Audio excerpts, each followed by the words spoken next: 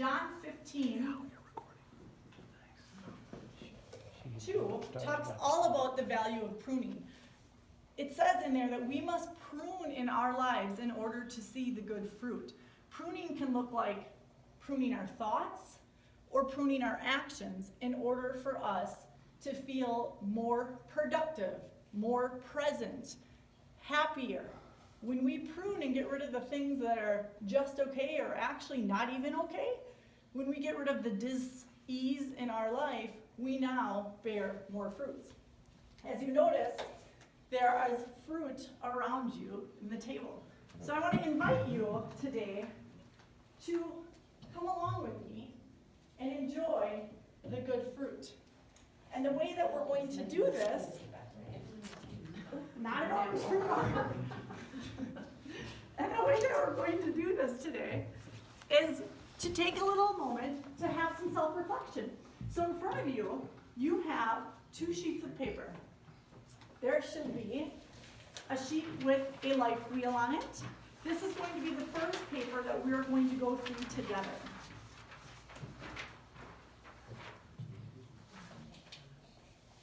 Just have that paper out for you. The first thing that you're going to do today is create awareness.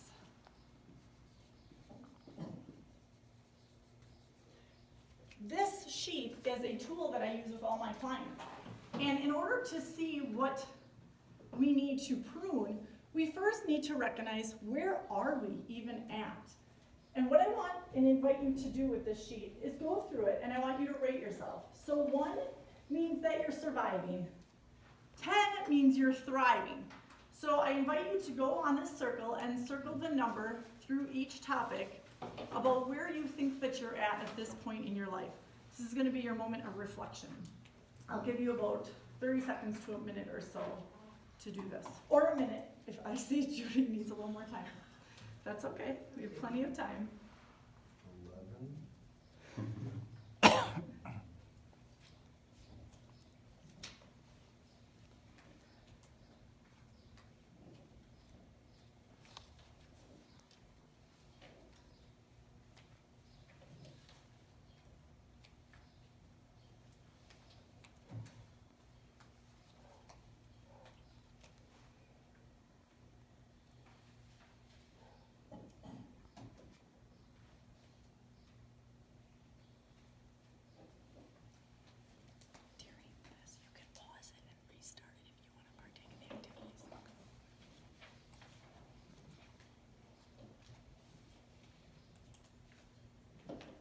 And once you've circled the numbers, now I'd like you to connect the dots.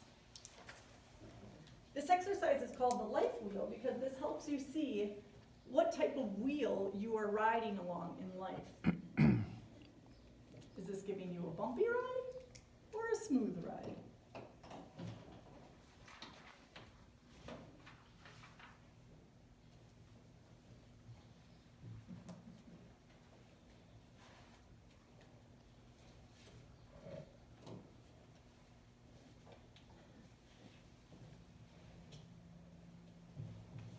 Wonderful. Very nice, you guys. Does anybody have any questions in this process? Are wheels supposed to be square? Totally. If you're from the Stone Age and you were a Flintstone. Okay. In that case, you're doing great. Perfect. All right. Would anybody like to share with the good of the group what they recognized or became aware of with their wheel? Frank. My abs look too big. My career is sort of stagnant. You know, what I realized with my wheel here, there's a lot of parts to my lifestyle, and sometimes I don't pay attention to.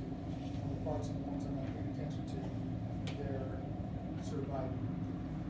Okay. And I'm not, and the ones I'm not, the ones I'm paying attention to, thriving. So it's my focus, I guess, is Okay. what I'm gaining awareness of. So it sounds like in certain areas you're pruning things that give you that level of productivity, and in other areas maybe we haven't paid attention to them.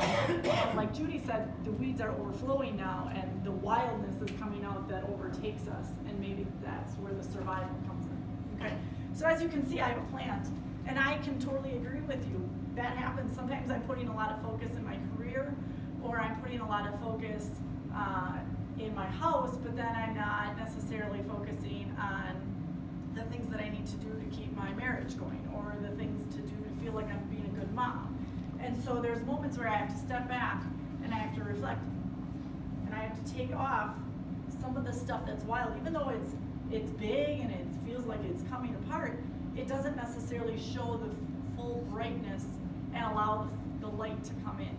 And I think one of the best ways that we can feel energized and continue to evolve in our life is to constantly do this process where we stop, we pause, and we look at our life wheel. Are we feeling balanced so that we can live out the best and most enjoyable ride in this experience right now? Anybody else want to share the reflection of their wheel? Anything that came up for you? Anne? Surprise, surprise. I'm somebody who tends to judge myself in the middle of virtually everything, because, you know, I'm not as immodest as to give myself a 10. And so on. Also, I don't have a career. So, it ended up as a heart. Oh, I love that. Because I gave myself a 10 for my family, or basically I gave my family a 10. And opposite to that is my career, which is right down the pan, as we can imagine. And so I ended up with a heart. Wow. I think you absolutely show us such a beautiful way that we can also look at this. So there is one way, yes, we can have the wheel, but we can also decide what is most valuable and important to us, and what do we want to bear the most fruit. And for Anne, that was her family. And so she was able to say, you know what, I'm okay not having the career right now, because I want to put all of my energy into my family. And when she did that, what happens? She now starts to see the blooming and the possibilities come out in those relationships with those that she cares and holds most dear. And so for you, this really is not for me to tell you what needs to happen. This is for you to recognize, what do you want that wheel to look like? Do you want that to be a loving place for you, where you are having the simplified version, or do you want it to feel like you need to have everything in balance and going through life at a pace that suits you? This is all your experience for you to understand what is it that you want to create for yourself right now. All right. Moving on to the next portion, we now want to recognize our habits. Certain habits lead to certain results. And so David had said that he will prune things out every 6 weeks or so. Once a year. Oh, once a year, okay. Sorry. Every once a year he's able to prune. And as he does that, he recognizes probably certain things that were suiting him and certain things that weren't. And so the next piece of this is going to be habits. On the back of that sheet, of the circle, you're going to notice that there is more of a grid-like form. Now, what you can do is put the numbers down that you recorded from your life wheel into the first row. What that's going to allow you to do is just kind of, again, visually see where you're at, but with a new perspective. And then typically, when you're doing this, and for the sake of time, I'm actually going to just have you pick maybe 2 or 3 numbers or areas that you want to focus on during this portion of our meeting today. And when you're writing those numbers down, I want you to write down one action that gave you that result. So this could be an area where you put a higher number and you say, this is what's giving me that higher result, and that's what I want to keep doing. And this is the action that brought me there. Or you could focus on a lower number that you start to recognize, you know what, actually, I don't want this action anymore. This is the action that got me here. And then on the right side, you'll see what is the new action that you could create. And if you need any assistance at all, so I know everybody is a different kind of learner, I do have some ideas for you. So this is a set yourself up for success. There is a form that has one that says draining and one that says energizing. And on the back, another way of also viewing those things, it gives you the ability to look at the 7 different areas for the needs that we have. So creating some certainty, creating some uncertainty, some significance. So please just use this second form as a reference form for you when you're filling out your action steps. Does anybody have any questions on that?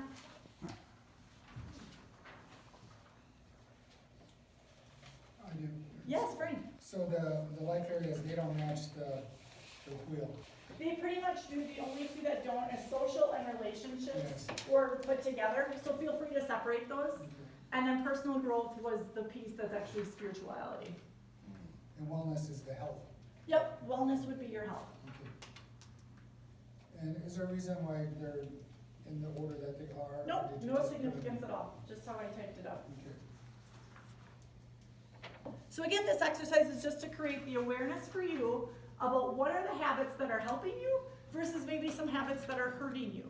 And again, this awareness is what allows us to decide what needs to be pruned in our life. What do we need to cut out of and get rid of so that we can blossom in the areas that we really want to be blossoming in.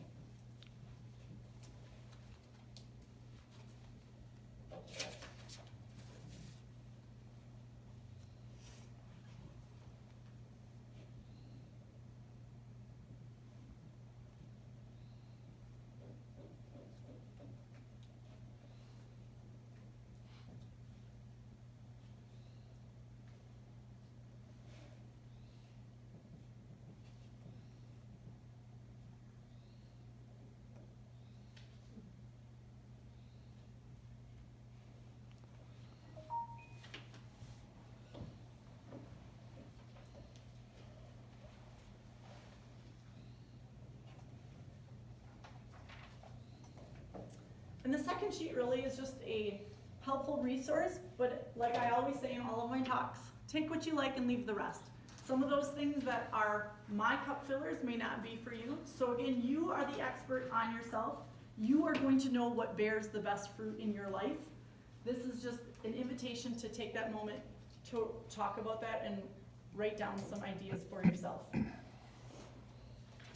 Would anybody like to share an action that they became aware of that either helps them or hurts them?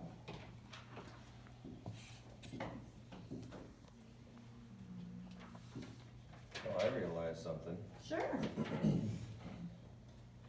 My wheel is kind of egg-shaped, looks like an egg sort of. It's got kind of long on 2 ends. And as a mechanical type person, I would want this to be round. I would Okay. want this to roll properly, like so. Sure. And I realized that what this kind of shows, which is neat, is my family is coming a little short, whereas everything else is, career and whatever else is larger. So I need to do some shaving, some mechanical adjustment in the other areas, like quit Toastmasters and spend more time with the family. Or have more kids. As I recall. So that's nifty, it's interesting. Yeah, interesting. And Rob, I think you bring up a good point that sometimes the things that this shows us, this type of reflection, is that sometimes things can appear like they're good for us. And maybe that would be a hard decision, right? To have to leave a group that you feel is really filling you up, but maybe in the season of your life you decide something else needs to come first. And that's okay, there's no judgment in that.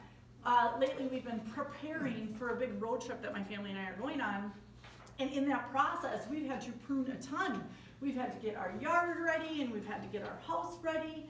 And even though all those things felt like they were helping us function and we're going along and I'm living in my home every day, no big deal, I am now renting this home out on Airbnb. And I have had to see it through a new lens so that I can create such clarity and simplicity for the people that will be staying in our home. And it is amazing the things that have come out of my home that I could easily live without, even though they'd been there on a daily process every day and I probably didn't even notice them. But they were, if I had to be very honest, putting a lot of clutter into my life. Now that I can see them all in one pile, I'm like, oh my goodness, that's a lot of extra that is just getting in the way. And so even though they're a part of my home, and they blended in, they really weren't serving the purpose that I needed them to anymore, and they weren't allowing me to let the light in. So even though these were part of the plant, they weren't really bringing the attention that I wanted. And when I can get rid of the stuff that blends in, and I can step back from it, now look what I have. I have a plant that blossoms, that's bright, that feels bigger to me, and it feels more on purpose. And every now and then we need to do that in our life. All right. Is there anyone else who briefly would like to share with us one action that they would like to invite into their life? David. The action that I find the hardest to do that I know needs to be done is sometimes there are some people that you need to prune out of your life. That are not good for you. There's a lot of people that are good for you, and then there are some people that bring you down. Sure. That you wish you could prune out of your life. And how do you do that? That's what it is. Yeah. And again, I think that It's comes not in. you guys. That is a very, very valid point, and I can promise you that everybody probably has had one experience or another where they've realized, do I really fit with this person anymore? Maybe I've evolved to a different place, and how do I allow that relationship to serve as it did, but then move forward so that I can continue to grow? It's not always easy to let go of these things because they feel like, well, what if it might still bloom? I mean, maybe that relationship has potential and maybe it'll still bloom, but I think that there's then a component of honesty that we have to be with ourselves and say, what direction do I want to move in? Where am I going? And does this person energize me on my path? Is this person allowing my thoughts and actions to be where they want to be? Do they support me in that? So these are the questions that I think bear the best fruits in our life. And I am thankful for you all to pause today and take a moment to do that in your own life. And I truly hope that it bears the best fruit for you. And I'm 100% grateful to be a part of this organization. So thank you.